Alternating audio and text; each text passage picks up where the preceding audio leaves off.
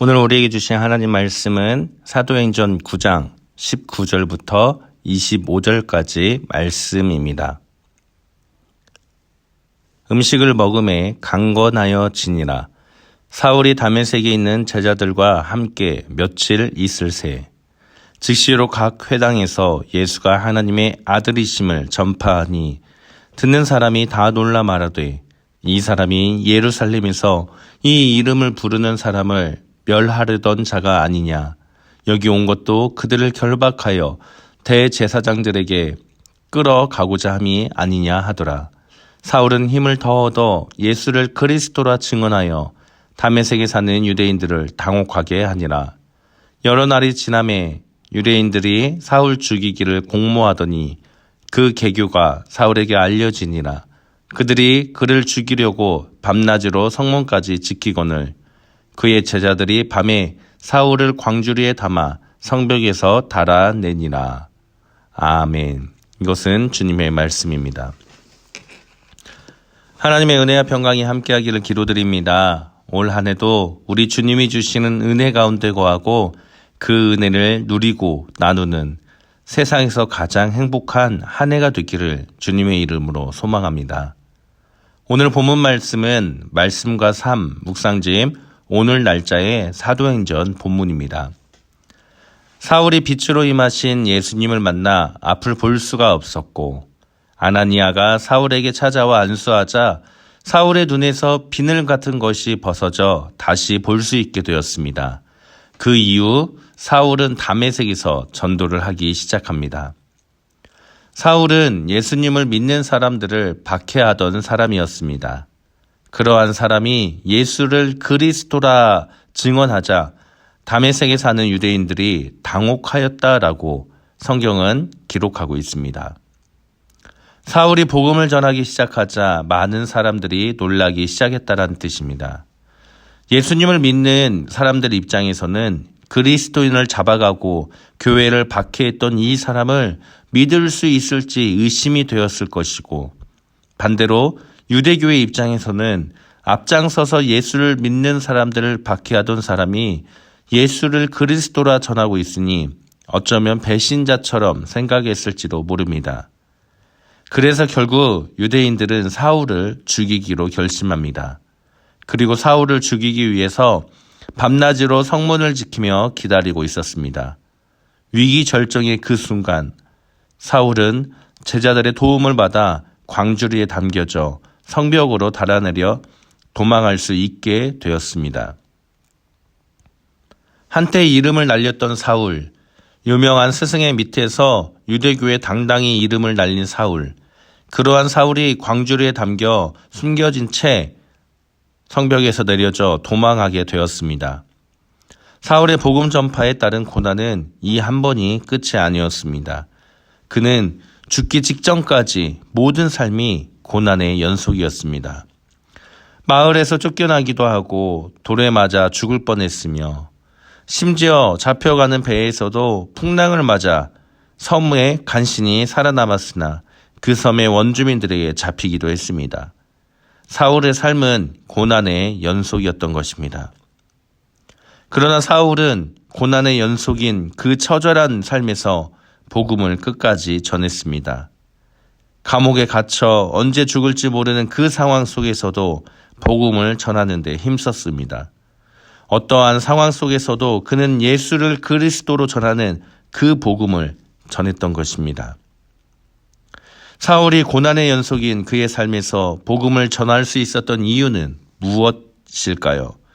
복음을 전하며 받게 된 그 모든 고난을 이겨낼 힘이 사울에게는 어떤 것이었을까요? 기독교 역사 중 가장 큰 사건은 예수님의 십자가 사건입니다. 하나님의 아들이신 예수님이 인류를 위해 십자가에 죽으신 사건이 기독교 역사에서 중요합니다. 그리고 그보다 더 큰 사건은 그렇게 십자가에서 죽으신 예수님이 다시 살아나신 부활의 사건입니다. 부활의 사건이 있기 때문에 우리는 예수님을 믿는 것이 아니겠습니까? 오늘 본문 사도행전 9장의 앞부분은 사울이 빛으로 오신 예수님을 만난 사건을 기록하고 있습니다. 이 사건으로 인해 앞을 볼 수 없게 되었고 아나니아를 통해서 앞을 볼 수 있게 되자 사울은 예수가 그리스도임을 전하기 시작했습니다. 예수님을 믿는 사람들을 박해하고 교회를 박해했던 사울이 십자가에서 죽으시고 부활하신 예수 그리스도를 만나게 되고 아나니아를 통해 그 만남이 사실임을 경험하게 되자 그는 예수님이 살아계신 분이고 하나님의 아들이심을 믿게 된 것입니다.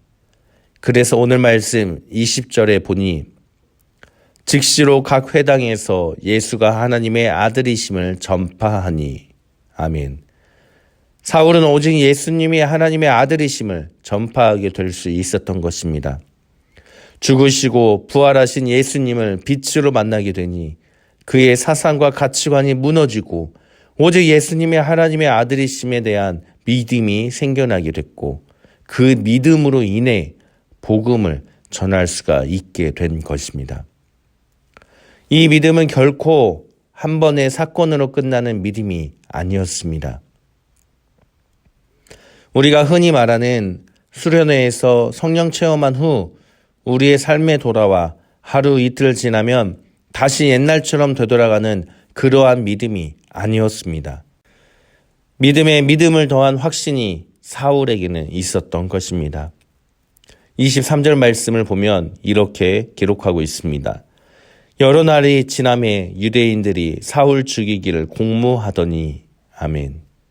아나니아의 안수 후 다메섹에서 제자들과 함께 며칠 있을 때 아마 사울은 예수 그리스도에 대한 복음을 들었을 것입니다. 그리고 자신의 경험을 바탕으로 그는 즉시로 회당에서 복음을 전할 수 있었습니다. 그 이후에 우리가 함께 읽은 23절에 여러 날이 지나자 유대인들이 사울 죽이기를 공모하였다라고 말씀하고 있습니다. 여기서 여러 날이란 우리가 생각하는 며칠, 하루나 이틀 또는 일주일을 말하는 것이 아닙니다. 오랜 날들, 몇 달이 될 수도 있고 몇 년이 될 수도 있는 기간을 뜻하는 단어입니다. 그래서 몇몇 학자들은 사울이 처음 다메섹에서 복음을 전한 후 약 2년에서 3년 동안 사울은 제자들과 함께 성경 공부를 통해 예수 그리스도에 대한 가르침을 받았다라고 해석하기도 합니다. 성령으로 깨닫게 된 예수 그리스도, 나의 체험으로 예수님을 믿게 되었지만 예수님이 하나님의 아들이란 믿음에 대한 확신은 결국 성경을 공부를 통해서 차곡차곡 그의 내면에 쌓여만 간 것입니다. 하나님의 말씀을 통한 확신, 그 확신 위에 믿음의 기초가 세워지자 그는 담대히 복음을 전할 수 있었고 어떠한 고난과 시련 속에서도 복음만을 전하는데 전념할 수가 있었던 것입니다. 사울이 예수님을 만났다고 해서 복음을 접했다고 해서 세상에서 말하는 성공한 인생으로 하루아침에 바뀌지 않았습니다. 그러나 예수 그리스도에 대한 믿음이 말씀 위에 굳건히 세워졌을 때 예수님이 하나님의 아들이라는 확신이 말씀과 함께 세워질 때 그는 튼튼한 건축물처럼 어떠한 풍랑과 시련 속에서도 고난 속에서도 복음만을 전하고 말씀대로 사는 사람이 고난을 이기는 사람이 될 수 있게 된 것이 아니겠습니까? 사랑하는 성도님들, 오늘 말씀을 준비하면서 나는 과연 어떠한가를 생각해 보길 바랍니다. 주여 주여 기도하며 성령 충만함으로 예수님을 만났습니까? 아프고 절망 가운데 예수님을 만남으로 내가 새로운 인생을 살게 되었습니까? 다양한 방법으로 내가 예수님을 만나고 믿게 되었다면 이제는 신앙의 깊은 만남의 길로 한 걸음 더 나아가길 바랍니다. 만남에서 그치는 것이 아니라 하나님의 말씀 위에서 믿음의 확신을 더하는 주님과 더 깊은 교제를 나누는 그 길을 걸어가기를 바랍니다. 구원의 기쁨과 복만을 간구하는 신앙에서 한 걸음 더 주님과 깊은 교제의 길을 걸어가게 된다면 우리는 이 세상에서 어떠한 고난과 아픔과 시련이 찾아오더라도 사울처럼 믿음으로 그 모든 것을 이겨낼 수 있다라는 사실을 믿으시기를 바랍니다. 올 한 해 우리에게 찾아올 많은 고난과 시련들, 그 모든 것들을 말씀 위에 선 믿음의 확신으로 이겨내므로 우리 주님이 주시는 행복을 누리는 복된 한 해가 되기를 주님의 이름으로 간절히 축원합니다. 함께 기도드립니다. 하나님 감사드립니다.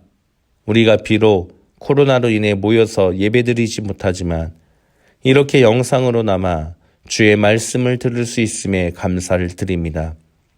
주님, 우리의 상황이 아무리 힘들고 아프고 고난과 시련이 있을지라도 우리가 주님의 말씀 위에서 굳건한 믿음의 확신으로 그 모든 것을 이겨낼 수 있도록 함께하여 주옵소서. 주님을 만남으로 천국 가는 신앙이 아닌 주님의 뜻을 알아가고 그 뜻을 이루는 한 걸음 더 깊은 신앙의 길을 걸어가는 우리 모두가 될 수 있도록 주님 함께 하시고 우리의 삶을, 발걸음을 이끌어 주옵소서. 우리를 구원하신 예수 그리스도의 이름으로 기도드립니다. 아멘.